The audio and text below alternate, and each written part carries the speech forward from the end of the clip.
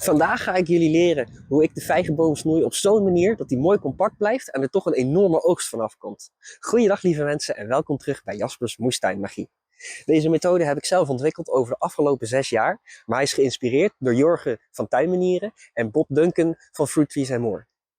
Laten we beginnen. Waarom moet je snoeien? Nou, dat hoeft helemaal niet. Nee, maar even zonder gein. In feite hoef je de vijg helemaal niet te snoeien en dan gaat hij alsnog gewoon prima oogst geven. Maar het kan wel handig zijn om het alsnog te doen, want als je de vijg niet snoeit, ja, het wordt één groot wild ding. Hij gaat alle kanten op, gaat de hoogte in, gaat de breedte in. Van oorsprong is de vijg eigenlijk een struik, dus die groeit ook als een struik. Hier vertakking, hier vertakking, hier vertakking, gaat alle kanten op. Wordt gewoon heel wild, breed, groot. En heel veel mensen hebben daar gewoon geen ruimte voor in de tuin. En als je veel soorten dicht bij elkaar wil zetten, bijvoorbeeld hier heb ik er één, maar hier naast mij heb ik er nog eentje staan. Ja, als je dat wil, dicht bij elkaar, veel soorten, dan moet je ze wel snoeien, want anders dan worden ze gewoon te groot dat ze elkaar in de weg gaan zitten. Dus moet je snoeien? Nee. Kan het heel handig zijn om te snoeien? Jazeker. Maar zelf wacht ik het liefst juist 3, 4, misschien wel 5 jaar lang voordat ik begin met snoeien. Ik laat ze eerst zo wild als dit groeien. Dan kan ik heel veel vijgen alvast proeven, veel oogsten. En dan pas ga ik aan die vorm werken. Zelf vind ik dat het meest efficiënt. Want ik heb veel vijgen waarvan ik niet zeker weet of het ras wel klopt. Of dat daadwerkelijk lekkere vijgen zijn. En om dan aan het begin heel veel energie te steken in die vorm, terwijl ik nog niet eens weet of ik hem wel wil gaan laten staan, ja, dat vind ik zelf zonde. Laat eerst maar die vijg bewijzen dat hij lekker is. Maar ja, dat is dus afhankelijk van eigen voorkeur. Je hoeft niet te snoeien, maar het is wel handig als je niet genoeg ruimte hebt of weinig ruimte hebt. Het ideale moment om je vijg te snoeien is als de bladeren eraf zijn en die dus in winterrust is. Nou, het verschilt een beetje per jaar wanneer dat exact is. Sommige jaren vallen in november al alle bladeren eraf, als het heel vroeg koud is. In sommige jaren pas in december, want dan hebben we geluk, kunnen we heel lang vijgen oogsten, maar wel pas wat later snoeien. En dat maakt natuurlijk niet uit. En tot wanneer je kan snoeien? Ja, tot die sapstroom weer op gang komt. Dus dat is meestal rond februari à maart. Het is een beetje afhankelijk van wanneer ze weer uitlopen. Kijk, stel dat het een heel warm voorjaar is, dan kan het soms in februari al zijn dat ze uitlopen. En als het een heel koud voorjaar is, zoals afgelopen jaar, nou, dan kan het zijn dat ze in april pas uitlopen. Dus ja, voor de zekerheid hou ik meestal uiterlijk maart aan, maar het kan gewoon zolang als de plant nog niet aan het uitlopen is.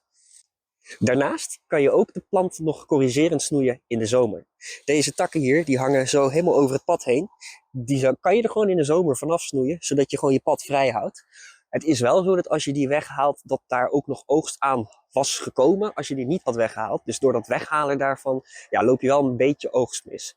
Als je maar 1 plant hebt, maakt dat niet zoveel uit. Maar als je hier een hele strook vol allemaal vijgen hebt en je gaat al die takken eraf halen, terwijl aan iedere tak 5, 6 vijgen zou komen, ja, dan haal je heel veel vijgen weg.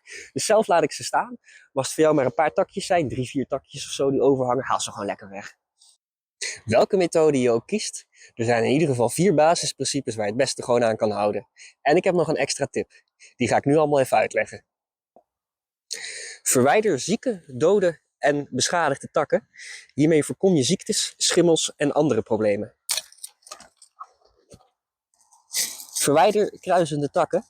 Hiermee voorkom je dat er wrijving ontstaat, wat weer voor schade zorgt. Dus die halen we heel mooi ervan af. Krijgen we ook geen schade. Zorg voor een open structuur, zodat je een goede luchtcirculatie hebt. Takken die naar binnen groeien, zoals deze hier, die halen we dus heel mooi weg. Werk altijd met schoon gereedschap. Scherpe snoeischaren en zagen voorkomen rafelige wonden en helpen de boom sneller herstellen. Je kan ze bijvoorbeeld regelmatig schoonmaken met WD-40 of een andere olie naar keuze. En dan heb ik nu nog een gouden tip over hoe je de groei precies kan sturen. Kijk, als je heel goed naar de plant gaat kijken, dan zie je dat daar waar het blad heeft gezeten, daarboven altijd een soort puntje zit. En dat is dus de knop waarop die het jaar daarop weer gaat uitlopen. En als jij dan precies boven die knop afknipt, dan gaat deze knop uitlopen. En de kant waar die knop op staat, daar gaat die ook op groeien. Dus stel dat ik hem hier knip, dan gaat deze knop die kant op groeien. Stel ik knip hem hier zo bovenaf, dan gaat deze knop die kant op groeien. Dus we hebben hier de boom, we willen dat hij die kant op groeit. Dus deze knop die die kant op staat, die mag blijven. Deze die die kant op staat, daaronder knippen we hem af. Dus op deze manier zorgen we ervoor dat de boom die kant op gaat groeien. Weg van het midden, dat de structuur mooi open blijft. En dan nu mijn persoonlijke snoeimethode, die ik over de afgelopen 6 jaar heb ontwikkeld en afgestemd op ons klimaat. Nou, zoals ik al zei, laat ik de vijg dus eerst 3, 4 tot wel 5 jaar lang bijna volledig wild groeien, met uitzondering van enkele correcties zoals takken die in de weg hangen. Dit stimuleert een stevige basis en zorgt ervoor dat de boom al heel vroeg veel energie steekt in wortelontwikkeling, zodat je straks ook heel veel vruchten krijgt. Pas na deze groeifase begin ik aan de echte snoei. Hierbij combineer ik elementen van de struik- en octopusvorm van Jurgen van Tuinmanieren. Tijdens het wildgroeien groeit de plant automatisch in een struikvorm. Daar hoef je dus eigenlijk niks voor te doen. Het is van nature een grote struik, ook wel een heester. Doordat ik hem na die 3 tot 5 jaar wildgroeien kort snoei, naar ongeveer 50 à 60 centimeter van de grond, krijgt hij het jaar daarop flink wat uitlopers. En hierdoor krijg je dan een soort verhoogde octopus.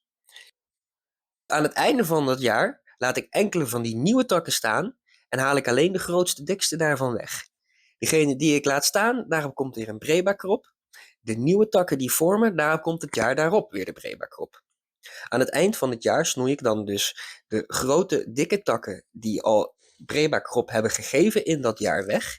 Degene die nieuw zijn van dat jaar en nog geen brebakrop hebben gegeven, die laat ik staan.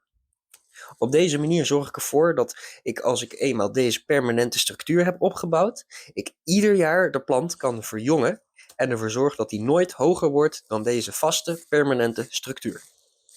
De vijgen blijven op deze manier makkelijk te oogsten zonder ladder, doordat de hoogte beperkt blijft en de plant blijft relatief klein, waardoor men meer soorten dicht bij elkaar kan zetten en dus van meer smaken kan genieten.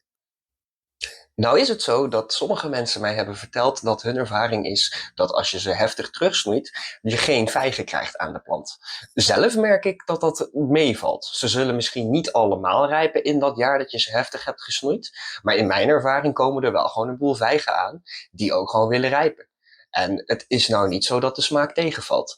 Dus ja, rijpen ze allemaal? Nee, maar volgend jaar krijg je wel gewoon weer enorm veel vijgen.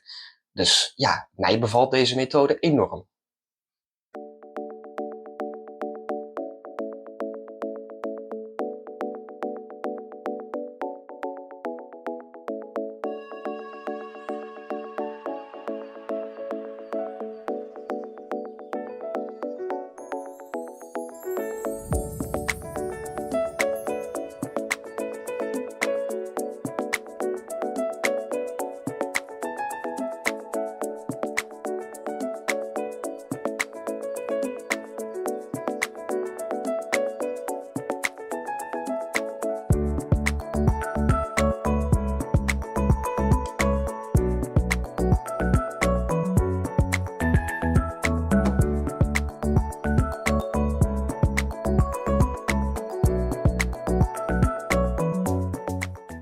Wist je dat vijgentakken heel goed te stekken zijn?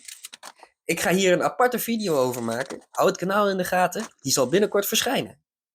Zelf plant ik ook pompoenen als grondbedekker onder de vijgen. En enkele bloemen en diverse kruiden, zoals bijvoorbeeld tijm, rozemarijn en nog veel meer. Vond je dit een nuttige video? Geef dan alsjeblieft een duimpje omhoog. Als je meer van dit soort tips wil hebben, dan zou ik zeggen abonneer je op mijn kanaal. En hopelijk tot de volgende keer.